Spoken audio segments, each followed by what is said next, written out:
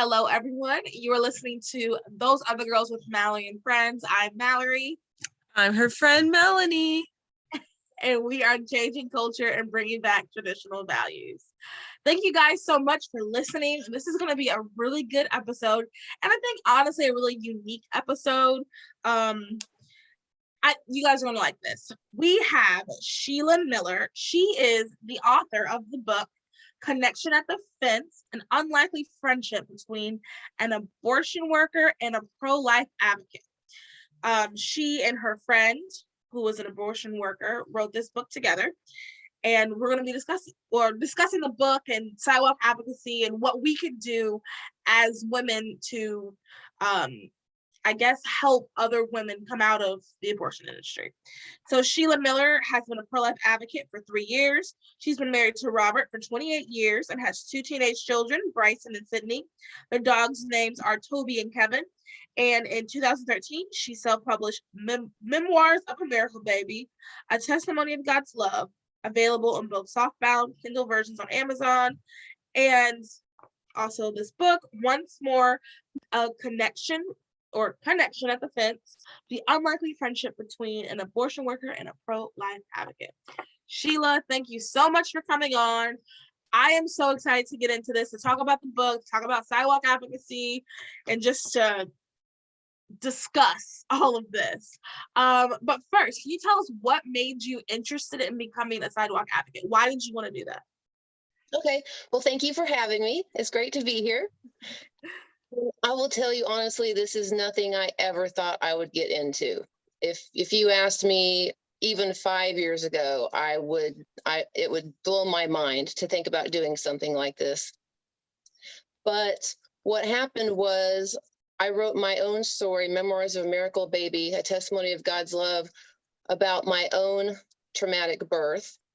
And throughout that, God used that to open my story up. And it's a pro-life story, actually, that my mother, she was not happy to be pregnant with me. She already had 2 teenage kids. And then when it came time for my birth, it was at a chiropractor's office. I was born black and blue, not breathing. She nearly died. I was basically born dead. And it was just prayer, and they couldn't resuscitate me. They handed me to my mother and said, here, this is her last chance. See if you can get her to nurse. And thankfully, I did. Prayers were answered. The thing is, when she saw me, she loved me. Her attitude changed dramatically, 180 degrees, and she said it was the best thing she ever did. Now, she actually had looked into abortion for me. That's how, seriously, she did not want another baby. So people read my book, and one in particular, who was a sidewalk counselor, found a mutual friend and asked that this lady asked me if I would make a brochure to hand out to women who were abortion minded, a brochure about my book, because she thought it was very touching and it could help some of those women who, like in the same situation as my mom, already had multiple kids and didn't realize how much they would love their child until they saw it. And that touched me so deeply to be asked that question, to create that trifold. And I did create it, but I was nowhere near the point where I could go out on the sidewalk then. I was not at the point in time in my life where I had the time. I worked a lot and I had foster kids, 2 foster kids and my own 2 biological kids. So full house, fostering for a long period of time. And that was challenging too, but that was my ministry at the time. And anyway, that period ended. And then I was wondering what was going to happen next. And I was actually given a prophetic word that I was going to minister to mothers. 40 weeks after that time, yeah, that was so cool. 40 weeks after that time, I actually took some sidewalk counseling training and was out on the sidewalk, which is sort of amazing to me looking back at it. That was 40 weeks. The time it takes to have a baby is when That's exactly what I was thinking. Cool. Yeah. So that's what got me into it. Just having a pro-life story of my own, my mother's story, and then being introduced to people locally by my book and doing the brochure. Then they asked me to come speak at some events and dance. I do worship dance. And that just led into it. Finally, when the time was right, I was trained and came out to do it. Wow. Well, first of all, I think that's beautiful that you were willing to share your story. Because I do think that I heard a pastor say this once. I don't remember who it was. I don't even remember the context of this, but they said like sometimes we go through different things for ourselves, but also for others. So I think that's really important for all of us to share our story. It's really important for all of us to be vocal and honest about how God has brought us through stuff, because you have no idea who is listening. You have no idea who is touched by that story. So that's beautiful. That's absolutely wonderful. So I want to talk a little bit about sidewalk counseling or sidewalk advocacy first. And as everybody listening knows, Melanie is also what I like to call a professional. She actually has some videos on her Instagram if you want tips and help as well. But I want to talk a little bit about what are some things that you have seen that have worked? I guess some strategies. Can we talk about 2 strategies that have worked and then 2 strategies that you think may be a little bit outdated that probably are not going to be the most effective? To reach out with a loving smile and to be open and approachable. That just totally, I feel like if I am trying to smile and let Jesus smile through me so that people can see Jesus through me, that's what I want to be. I want to be his hands and feet. And that's something I pray, let them see him through me. And that, I believe, causes a lot of people to smile when they see me wave and smile at them. They stop and they're like, I wonder what she has to say, Yeah. I feel like that works. I also have a clipboard or a binder, and I have in big letters, hi, with a smiley face. Can I help you? Hi, can I help you? And I feel like that gets their attention. I'm not saying, hey, stop, or, I'm not showing them pictures of mangled babies. I'm not yelling, screaming at them.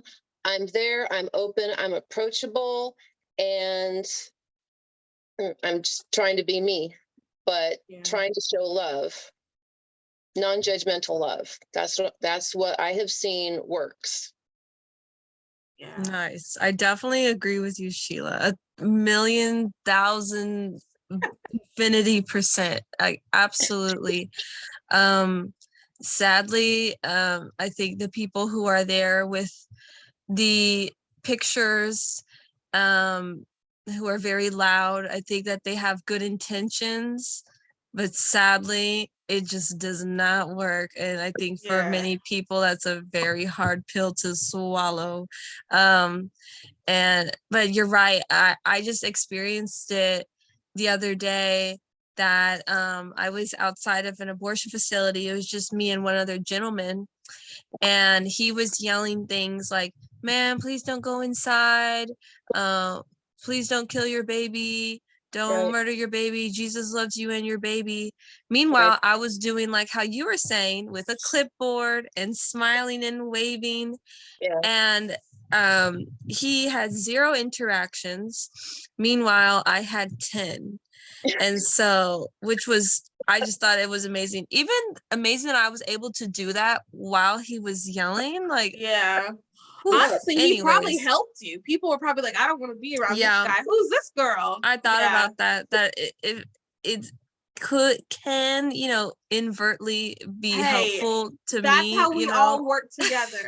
We are all working that's how together. We're all in the marching band playing our instruments we together. All have our own spots. But no, you're making a very good point. I think from my perspective, this is a pro-woman podcast. We talk about women all the time. We talk about how we are uniquely different than men. And one of the ways that we are uniquely different than men is our emotions. And there is nothing wrong with that. There is nothing wrong with being a caring, compassionate, a feeling, empathetic person. I just want to say that because lately I feel like women are, especially like sometimes in conservative circles, we're like, facts, facts, facts. Don't cry, don't emotion. No, this is who God made you to be. With that being said, I do think a smile goes a long way. How can I help you goes a long way. I think that maybe, I mean, I'm not a man, but maybe the don't kill your baby, it's a baby might work for a man. That just how, not saying that women are intellectuals. That's not what I'm saying at all. What I'm saying is like women, this is such an emotional time. The hormones are like, we should appeal to the emotion in the sense of like, this is, and it's okay. Like it's, I think that sometimes people just get very caught up in the, well, this is this. And I can get like that too. I know myself. I was just talking to my friend. It's really, I really see the world as black and white. Like it's either right or it's wrong. So it is sometimes hard for me to have conversations with people when they're like saying something, even if I do something that I know is wrong, I still know it's wrong. And I know a lot of people think there's a lot of gray areas. So I think sometimes we have to realize that people are people, that smiling, can I help you, is just so much more effective. Yeah, And I heard. oh, Oh, sorry. sorry. Well, I was just gonna say, sorry, just really quick. There is a time and place for those images. I do think. There is a time and a place. I'm gonna have to agree with you guys. I do not think that at a facility when all those emotions running high right then is the place. And I was listening to Kristen's Explicitly Pro-Life podcast, and she made the comment that studies show that when someone is pro-choice and they see those images, they're not mad at the situation, they're mad at you for showing them that image. So then it's just not effective. So we should be doing whatever is most effective. Melanie, sorry, go ahead. Yeah, I heard an analogy a few days ago of, I don't know what the word is, but like maybe the word is like, I don't know, a meter. So like think of that empty to fuel meter on your car.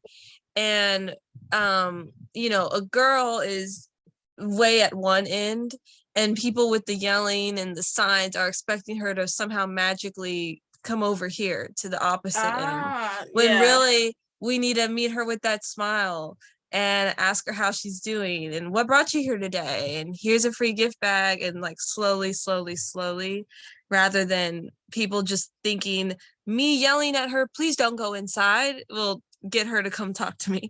So that was just a good analogy I heard the other day. I was like, I like that. Yeah. Okay, so let's get into the book. I guess my first question is, because I don't want you to give too much away from the book, because you know, obviously you want people to read it. But I guess my first question, and I'm sure you covered in the book, but if you could just tell us, like, how did you become friendly with someone who, quote unquote, is the enemy? How did this, what event happened? How? Well, it certainly didn't. It took time, a lot of time, a lot of groundwork. And thankfully, I came in on the heels of my friend who had already been laying that groundwork of bringing gifts to the abortion workers at Christmas time. And that had already been going on for at least two or 3 years. And she even had a phone number of one of the abortion workers, because that abortion worker, Dionne, has a very friendly son who would stop and chat, and gave her his mom's phone number. Oh. So she would text with the abortion worker, with Dionne, a little bit. And eventually, after I'd been out there like a year and a half, we were trying to give them something else. We were trying to give them a card at Easter. And this lady, Carrie, had to leave. So she went ahead and, which I wouldn't normally tell people this is a thing to do, you know, to be sharing the phone number with someone. But she felt led, like it was okay, you know, she very, very strongly felt to give it to me. And then I ended up being the primary person to contact and text with Dionne.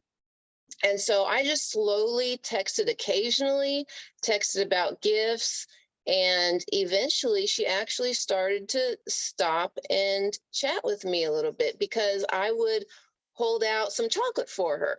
And so she would stop for that. The very first time she stopped, I thought she was trying to entrap me, maybe because she pulled in to the fence and she stopped like she wanted it. And I'm like, hey, I can't go in there. Yeah. so she came backwards, she got that chocolate, and she says in the book, she says, yeah, she snagged me with that chocolate. That's that. But that, and just gifts, some more gifts at Christmas time. And then we just texted a bit more and more. And then finally, 2020, we had nothing to do because, I mean, all events were canceled. We still went outside the abortion clinic. I was gonna say, was your clinic shut down? Never. Okay, yeah. None of our cities. A few did, I think, across the country, but none in North Carolina did. I know that. And I guess none in South Carolina. Was doing a booming business the whole time. Mm-hmm. And yeah. So anyway, sadly. So anyway, one day I just felt very strongly led that I was supposed to invite her away from the clinic for a milkshake. And so I was nervous, but I followed through with it. I did. And much to my amazement, she said yes. I said, you know what? We'll just keep it light, Wow. kids and pets. And she said, okay. And we met and we chatted about kids and pets at McDonald's for 2 hours. No joke. Wow. It was just very easy and simple. We were leaving. She was like, so why did you ask me to meet? I said, I don't know. I have no ulterior motive. And that's very obvious because she obviously knows, right, that I'm pro-life and that, yeah, I'd love her to leave. I've given her info on how she can leave, right? And I know that she is pro-choice. There's no ulterior motive other than what's obvious. I just said, I just feel strongly that God wanted me to ask you out, and I don't know why. I don't know. So it happened again, and we just continued to meet every so often, and up to 7 hours a time. We sat at Hardee's one day for 7 hours just chatting about, Wow. and we did delve into deeper topics, the topic of abortion and different things, but it was just a very natural, easy flowing thing. And, we talked a couple times about like, why. I said, I don't know why. It's just weird. So we just decided to go with it and became friends. Wow. So she's still pro-choice? She is, but it's interesting that, you might think that someone who is pro-choice, they're pro-choice because, and works in an abortion facility because they believe in abortion, that they had an abortion, or they believe people should have them. She doesn't like for people to have them. Like, she doesn't want her family to have them. She doesn't want her daughter to have them. She never had one. Her mother, nobody in her family really, except like in the book, it said a couple of cousins did, and she tried to talk them out of it. It made her angry that they did it because she said she would adopt the babies. So it's sort of conflicting because she does believe that it is a woman's right, but she doesn't. She's worked there 18 years. And Oh, wow. all the tens of thousands of abortions that she has seen, she has never thought that one was justified. And when I found that out, that blew my mind. And that wasn't actually, Wow. the entire book was written honestly. And I did an interview with her at the end to put in one of the last sections. And I found that out when I asked her. And I was floored. I couldn't believe it. I was speechless, actually. Wow. I think that speaks volumes right there. I wonder, and it could be more of this in the book, but I wonder, actually, first, before I get to my question, I'm looking, does she do administration or is she a nurse? She is not a nurse. She does describe in the book how she does front office work, checks people in, but Okay. she also assists during the surgeries. She helps by holding their feet, their legs, and she also is the one who weighs the fetal matter. Oh my goodness. Yeah. So she's right there in the midst of all of it. Wow. There's something that I meant to highlight when I was looking at it that I'm looking for. Melanie, while I'm doing that, do you have a question? Yeah. Well, my first thoughts are like that sounds so amazing and just like, I don't know, unheard of to me to be able to even, sit down for a milkshake. Because for me at the abortion facility I'm at, the workers are they have no contact with us. Like I'm lucky if I can even get a wave. Like that to me is like, oh my goodness, they waved at me. Right. It's also partially probably the setup, like the layout of the parking lot, the distance where they park and things like that. I one time a worker came over to me. I don't remember what he was trying to tell me, like to move something. But in that short conversation, I was able to give him a card for the abortionworker.com. And that was my like first and last really like interaction, more than just a hi from far away. But what I always do and continue to do is when I see them coming, either if they're there going to work or if they're leaving for lunch, coming back for lunch, I always try to say, hi, hope you have a good day today. Hope you had a good lunch. Abortionworker.com. You don't have to work in this industry, praying for you, because that's always like the length of time I have to even get something out. Well, that's amazing. You have that much time. I literally have a couple seconds as they drive past in the driveway. And usually a lot of them do wave. Some of them, it seems like, try to run us over. Oof. Doctors wave usually to me, but they go back into a secluded facility behind a high fence. We can't see their cars. They can't see us. We're not close enough to even to talk to Oh them. my goodness. It's really, really secluded. So I just really seriously have a couple of seconds as they drive past me on a short driveway. And so what I do is in my binder, I have a few different sayings. So like I told you, what I have is someone is driving in. If they're driving out, I open it and I have a sheet that says, have a blessed day. So normally if, I'll open that and show them that, have a blessed day.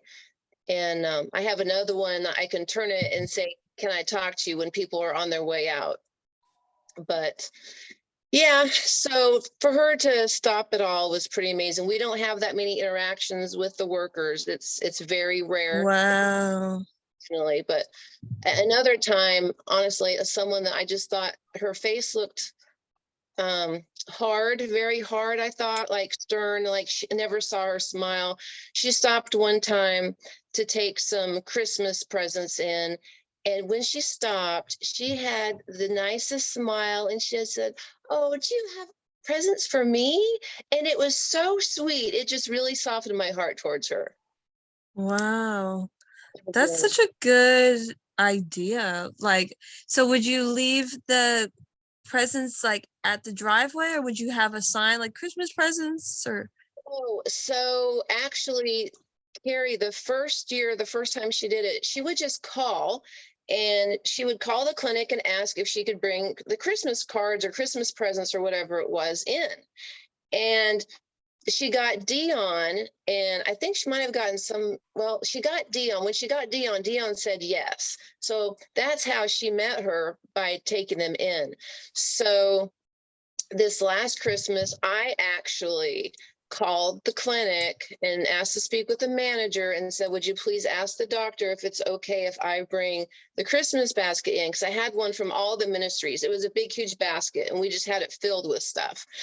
And she asked him, and I mean, I guess they realized it was me, but they said yes.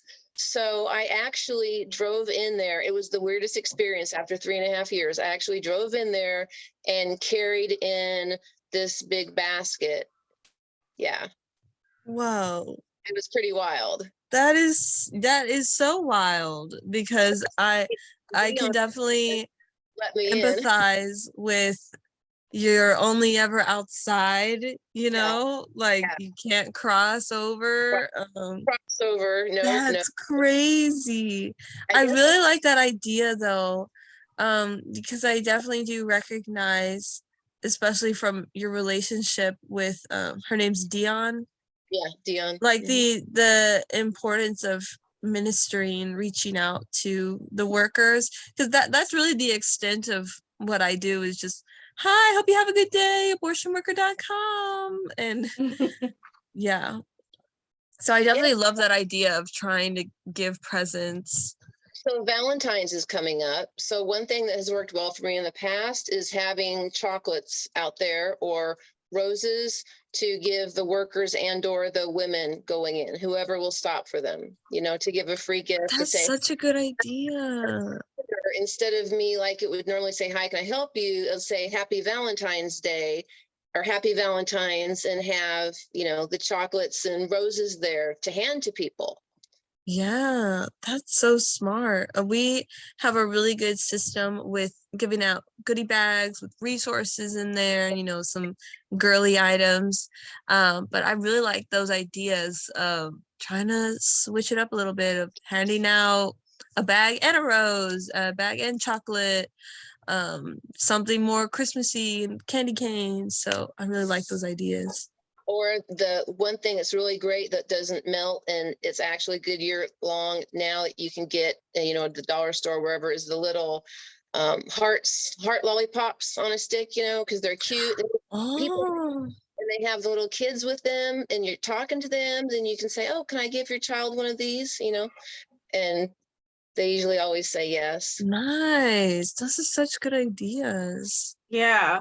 And what I like about this, I found when I was two things I was going to talk about, but what I like about you guys discussing it is you can tell this is coming from, like, these are ideas and tactics that we can use to talk to abortion-minded women. But what I like is that you can tell this is coming from okay, how do we help? Like, we're just trying to figure out how to help people. This is all coming from love, as opposed to, okay, let's see, how do we trick them? Like, Yeah, how do there's we two, manipulate? yeah, how do we manipulate these? It's not that, like, that's just not the vibe that it's giving. That's not, you can tell this is all from, like, okay, how do we help? And that's something that I think is an overarching theme of pro-life work, is really just help.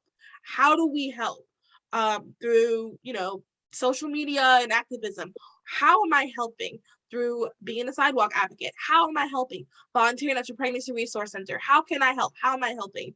And I love that. I think this is super important. These are really practical ways. So if you're listening right now, pause the episode and just go ahead and send it to your friend that is an advocate or is thinking about being an advocate, because there's some good tips in this episode. So I wanted to talk about two things. Two more things than one big question. But when in the interview you ask, do you think that my pro-life council friends and I make a difference, good or bad? And she responds, I think they do. Honestly, I really do. Because they don't try to tell them what they should do and shouldn't do, giving them options, coming at them with a different approach, which makes them want to listen to what they have to say. So I think they're doing a good service out here. I think that's so important. And I love that she says giving them options. I know a couple days ago, Students for Life posted a post about not telling women all of their options, which Planned Parenthood does not, and most abortion facilities do not tell them all their options, about how that's not empowering. And I think that's just the fact that she recognizes that you guys are giving them all of these options, I think is just so important. Which is why I'm just like, come on out. What can we do? Like, you get it. But she does Yeah. talk about it why she's still in the book. There's a chapter on that. That's definitely like really reassuring to me to hear that, you know, somebody on the inside recognizes like, okay, like there's good people out there, like we may not agree on the topic of abortion, but they're making a difference. And so that makes me happy. Yeah. And there is a section in chapter, let me see what chapter this is. Chapter 6, where she does talk about the clinic, and I think it's very eye-opening. This is the part, like I skimmed, I haven't finished it. I skimmed the whole thing, but I did read this section because I'm like, oh, this is interesting. Now this, you guys, this is some tea, some information. So when you guys get the book, this is some real tea. But so there's a section where she goes, why I continue to work there. And I just think that it's very, very eye-opening, that section. And then another 2 sections that we're going to they're kind of the same, but we're going to discuss them in a second, are just very eye-opening. And I just think that this friendship is something that can be replicated across at all facilities. I think that when we go there, we're definitely thinking about the women in the facility, but we also can be thinking about the workers. And I think that this is great. I can't wait for her to leave and then she can come on and tell us some more. Like Annette, everybody remembers, we had Annette on. Melanie, you were there for that. Yeah. Yeah. Former abortion worker. That would be awesome. One thing, though, we haven't mentioned is that this is not a Planned Parenthood that we have here. Yes. It's a standalone clinic. So it maybe doesn't have a lot of the same issues as, say, the one in Columbia. You know, last year it had 3 ambulances take women away from it last year, Columbia. And our facility has 2 doctors that rotate weeks, and they've been there since the 70s. They've had over 110,000 abortions performed, with with the pill and surgery.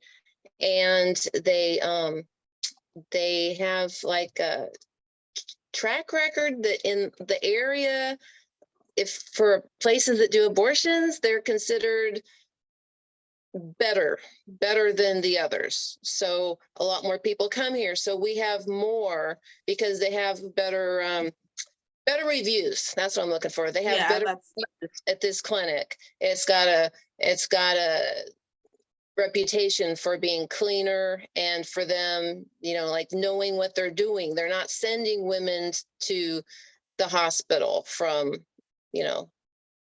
in ambulances like the one in Columbia is.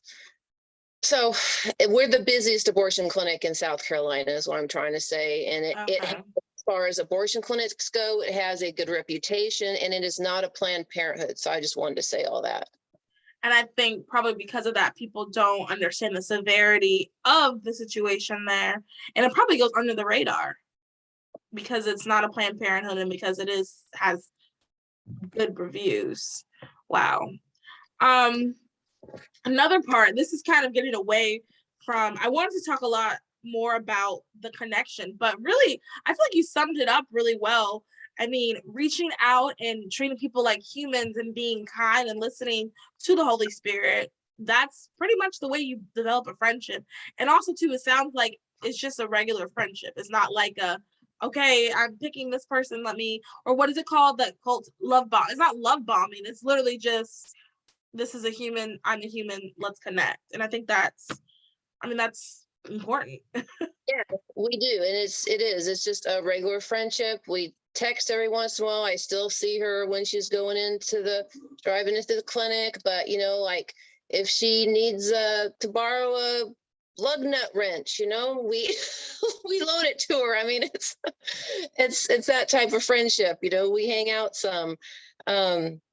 Yeah, we're friends. And so I did want to mention, that the whole thing about the writing the book, we didn't know why we'd become friends. It floored us, and we still may not know completely why. I think it's hopefully going to make a change in for good that we are friends, for others as well.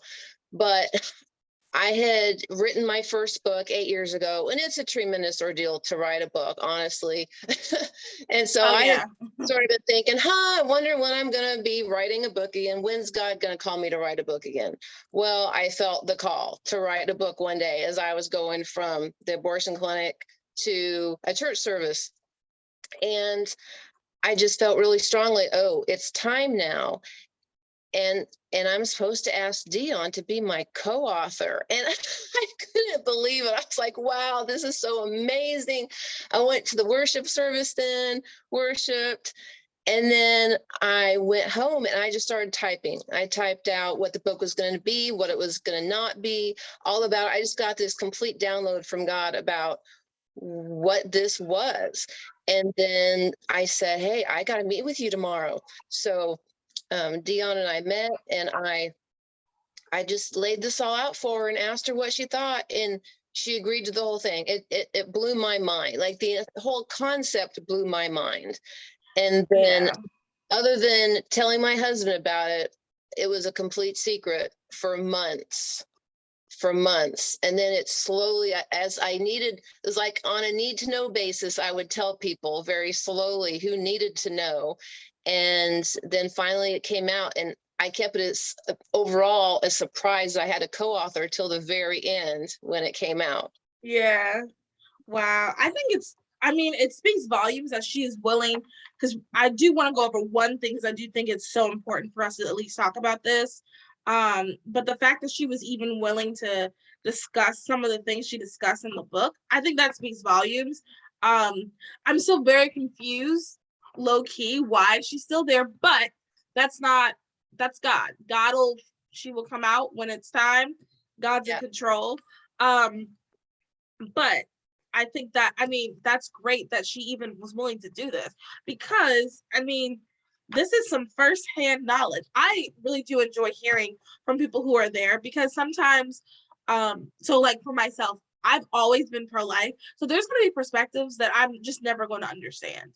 There's going to be perspective for someone that was pro-choice, that became pro-life, that they're going to have that I just can't understand. There's people who have worked in the abortion industry that I'll just never be able to understand. So it's really good to hear firsthand knowledge. Really quick, I want to read this one part. So it's technically two parts, but she talks about the people that go inside. And this is in her chapter. How the chapter is working inside the abortion clinic. She get all types of people that come to the clinic. You get your high society folks that want to rent out the entire place, so they're the only patients. We get the Bible thumpers. Believe me, we get plenty of those that are holier about, I don't believe in abortion, but this is something I can't do right now. This is what I need to do. Hopefully God will forgive me, and I hope nobody judges me. We get a lot of those girls. And I think I just want to say, like, that's something that we as a church really need to work on. We cannot, there has to be balance. We can recognize that sex and pregnancy is best within the confines of marriage that God has defined. God has laid that out. But we can't make people feel as if, I don't know how to do it, but if someone knows, email me, help me. We got to see what we can do so that people are not feeling like it's better to have an abortion than to disappoint my friends at church. You know what I mean? We gotta do better. We have to. I that at the end for sure, because I say what I think that Christians and churches need to do, and that's one of the things I stress is that churches need to recognize the need for ending abortion by providing help to pregnant mothers. Yes. Yeah. And we have to do better. So here's the other part. You got it. This is the interviewing section. And this part I think is just also, I really want to talk about for a quick second. So Sheila asked, what have you seen to be women's top 5 reasons for having abortion?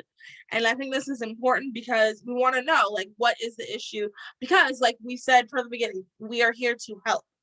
One night stand, either they were raped or they cheated on their husband, so they don't know whose it is, and they're going to abort because they don't want their husband to find out. And some because they don't want the baby, and some basically because they don't think it's the right time in their life. Sheila, that's a lot of one night stands. Dionne, yep, because a pretty big part of our clientele are strippers. And of course, they go home with some of the guys. So, ... Sheila, from what I've seen, more women at your clinic take the pill versus having surgery. Why is that? Dionne, they have it in their mind that they're taking a pill, so they're not having an abortion, and then the pill is cheaper. Sheila, so they're justifying it in their minds and also trying to save hundreds of bucks. What percentage would you guesstimate choose the pill? Dionne, yep, it's probably over 2/3 that go in for the pill instead of the surgery. So, two sections of that, I guess, to discuss. I think the fact that the one night stands and, I mean, she said strippers, I think that is just so telling about, okay, how did we get here? In the sense of, how did we get to one night stands becoming so popular? And she said cheating on their husbands, like, what? We talk a lot about the podcast, we say changing culture. This is an example of culture and its effects in society that also affects laws. So everybody track with me. This is an example of culture where one night stands are just a thing. Cheating is just a thing. And let's be honest, how many of us know people that have cheated? I mean, a good chunk of people that I know, quote unquote, good people, have cheated. One night stands happens in the church all the time. If we're being honest with ourselves, our friends are doing it. This is part of the culture. So how do we fix these quote unquote one night stands, these cheatings? Through abortion. But we have to have this abortion. And if some people are having the abortion, if so many people are advocating for it, it's going to change our laws. So this is when they say culture, politics is downstream from culture. This is what people are talking about. And I mean, this part really blew my mind. It really blew, and I think this also, last thing, and then Melanie, if you want to say something, I think this also kind of goes to the fact that she did say that some were raped, but we know that that is less than 1%. And if most are one night stands, she made it clear one night stands and cheating, that also goes to show that this is mainly out of convenience. Unfortunately, this is people are having abortions out of convenience. It's not this large number of people who have been raped or who are pregnant through incest. But yeah, Melanie, do you have anything comment you want to say about this? Yeah, I just think it's amazing that she was able to disclose so much, and that maybe could be because she's not working for big giant business, Planned Parenthood. Yeah. Because I just feel like if somebody from Planned Parenthood were to disclose so much, or even agreed, of like, sure, I'll share my voice. Oh, she wouldn't have to worry about getting a new job. You're fired. So that's just really interesting to me. Do her coworkers know about this book? Like, or is it something she's just like, meh, I did it, I don't really need to talk about it? As far as I know, none of them know about it. Oh, wow. Oof. So is that purposeful? I'm not going to tell them. Yeah. Wow. And then, so the second part where we're saying about pill, I think that's something that we also just have to remember and try to, because whenever I think of abortion, most times I do think of, the suctioning, the dismemberment. I sometimes even forget that there's a pill. And I think that's something we just have to remember, that those early on abortions are really what is the, I mean, bread and butter, is that the right terminology I'm using? That is really what these facilities are doing. The pills. I think that is so important. Mhm. Oh, yes, that's something else. Our clinic only does first trimester. So since you Okay. the pill up to 10 weeks, that's why so many people can take the pill at our facility. Yeah. Okay. Okay. Makes sense. And sadly, the abortion pills are on the rise. And like they're on the rise here in Texas.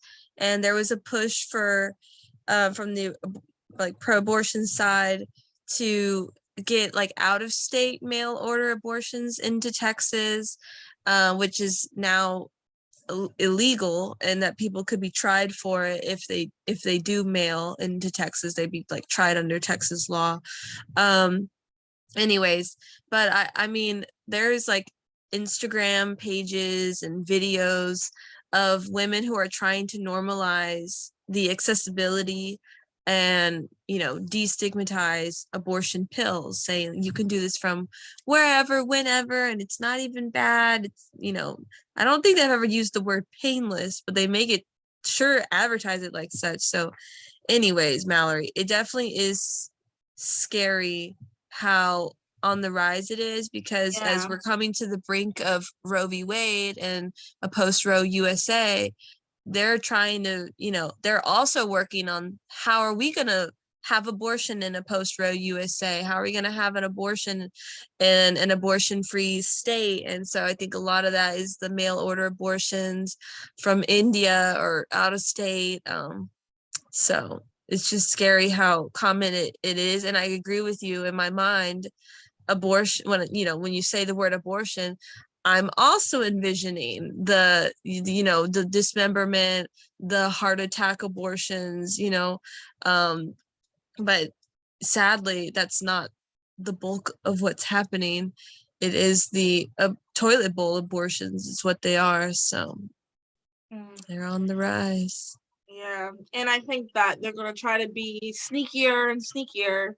Um, you know, we saw, or oh, you weren't there, but at the um December 1st for the hearing of the Dobbs case, they were passing out pills, which, looking back, I really like in my head. So they said they were abortion pills. In my head, I am wondering, I hope no one actually took that, because we really don't know what was in that. And they did a whole little thing where they took it on stage and I love abortion. They did this whole dramatic thing. It's so gross.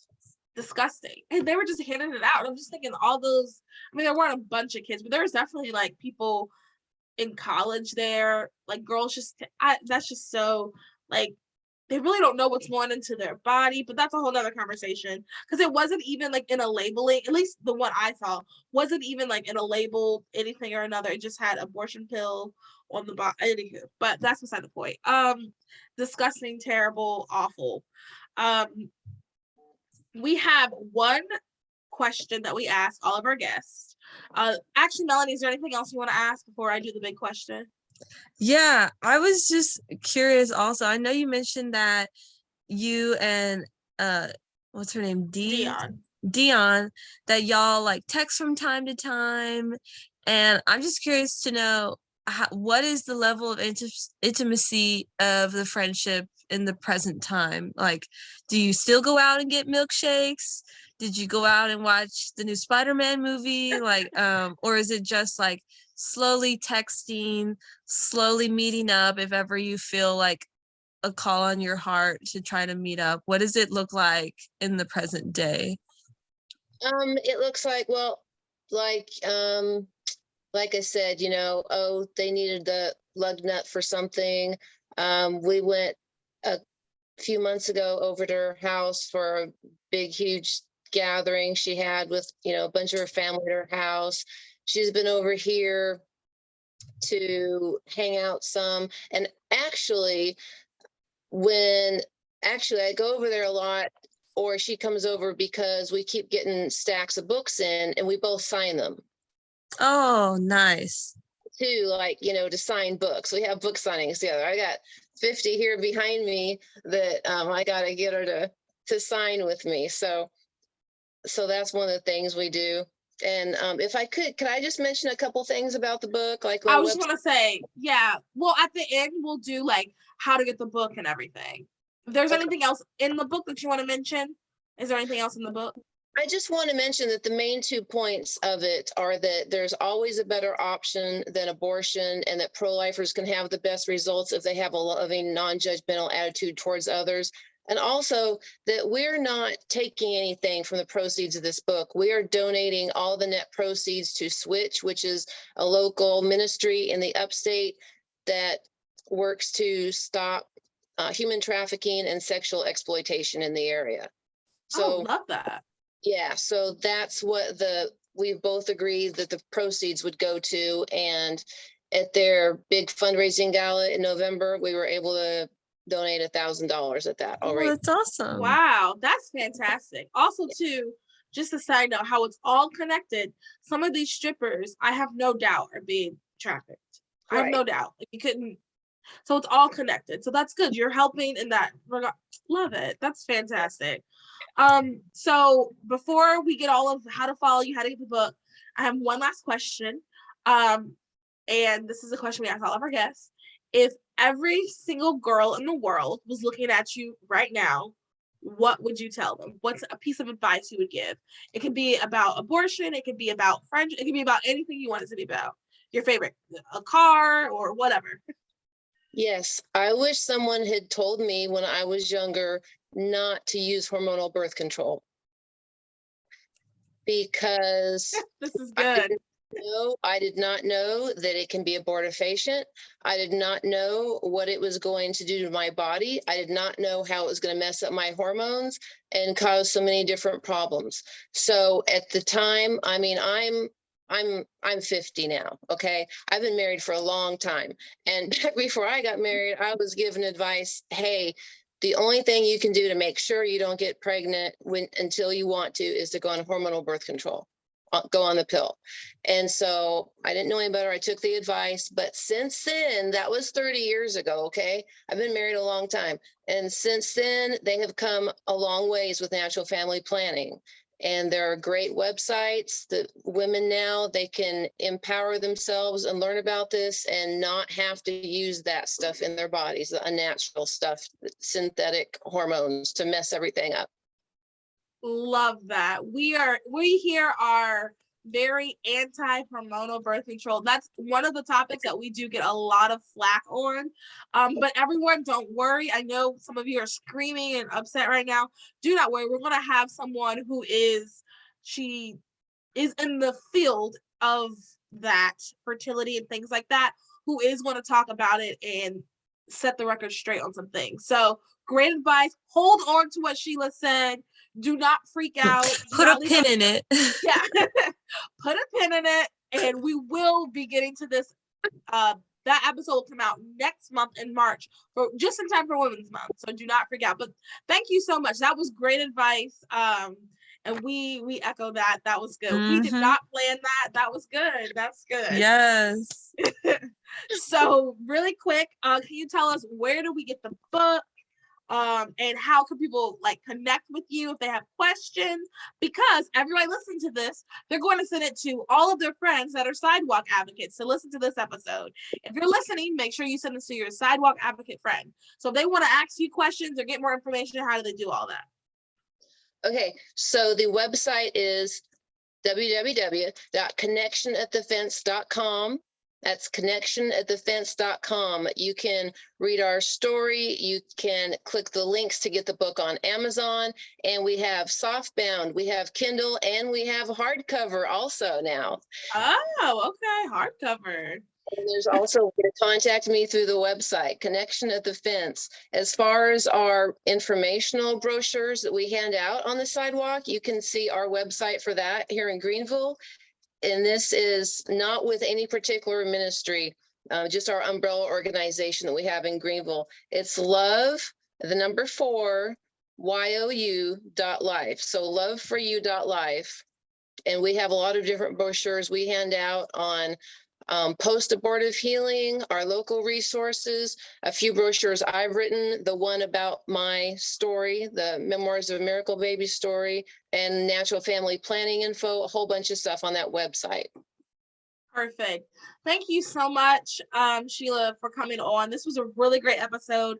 I learned a lot, and I feel like I said that every single episode, but I did. Like, I learned some stuff. This is and I mean, if you guys want to just read it for the Q&A in the back, and then for the work in it, there's a lot of tea, lots of tea in here. So you guys really are going to want to get this book. And like I said, share this with your friend that is a sidewalk advocate.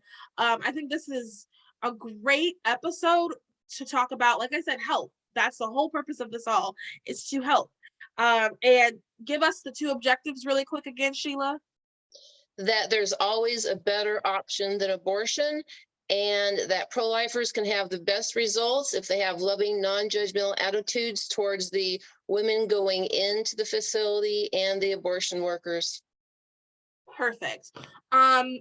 So yeah, so if you enjoyed this episode, make sure you share it, you rate, review, subscribe, wherever you're listening to this. If you're listening to it on Apple Podcasts, please, please, please leave a review. If you're listening to this on Spotify, please interact with it. If we're listening to whoever else, however else they ask you to do to interact with it. Melanie, anything you think I forgot to add? I just want to also encourage everyone who's listening, maybe the friend you about to send this to go out to the sidewalk, because it does make a difference. And I just heard someone share something the other day that really convicted me, that in all the 2 years I've been out there, and Sheila, I'm sure you can agree, maybe Mallory too, that even on the mornings you don't want to get up, you'd rather keep sleeping in, or you feel like you're not being effective, you're tired of the mean escort bullies, etc. There's never one time when you regret going out to the sidewalk. And so I just want to share that and encourage everyone to get out there, be a prayer warrior, or get trained to become a sidewalk advocate, get comfortable, practice out there, because there will never be one time when you regret going. I love that. Let's end it right there. Thanks, everybody. I hope you have a good rest of your day. And thanks again, Sheila. Bye. Bye. Bye.